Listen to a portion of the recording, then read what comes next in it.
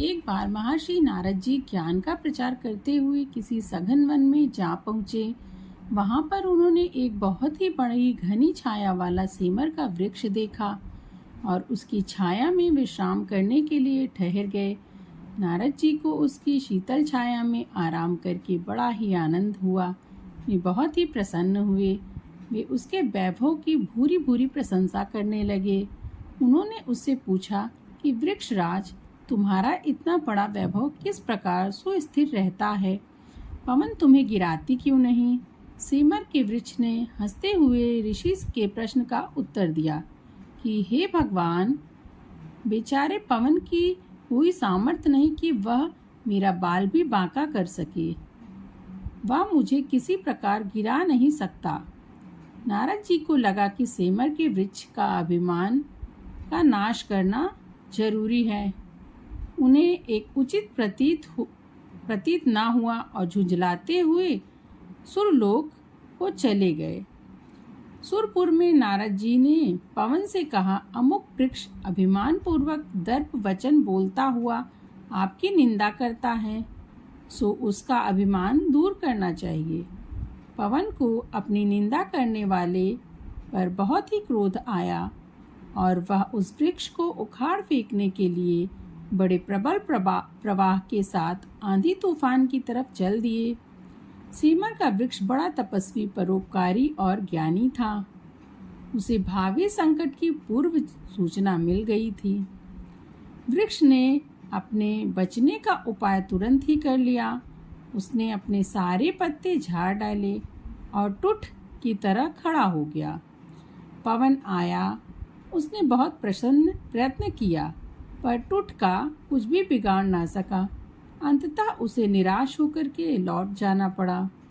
कुछ दिन बाद नारद जी उस वृक्ष का परिणाम देखने के लिए उसी वन के तरफ पहुँचे, पर वहाँ उन्होंने देखा कि वृक्ष ज्यों का त्यों वहीं पर खड़ा है और वह भी हरा भरा है बिल्कुल।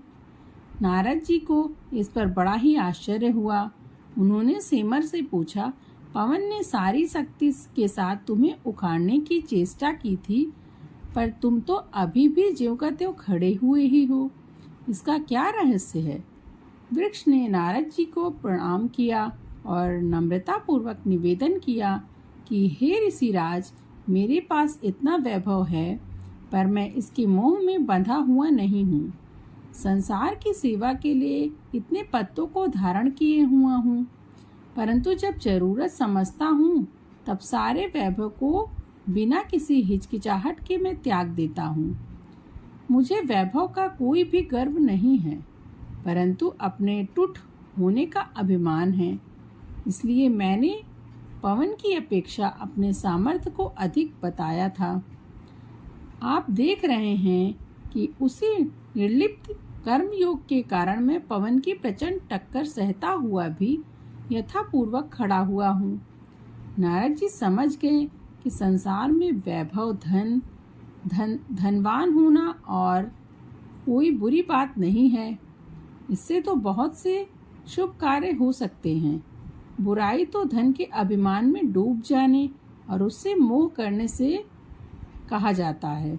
मधुमक्खियाँ जब तूफान के कारण खेतों में फंस जाती हैं, तो अपना संतुलन बनाए रखने के लिए वे छोटे छोटे पत्थरों पर चिपक जाती हैं, ताकि तूफान उन्हें उखाड़ करके ना ले जा पाए। इसी तरह हम भी सतगुरु के प्रेम की डोर को मजबूती से पकड़कर बदलते हुए हालात के तूफान में अपना संतुलन बनाए रख सकते हैं।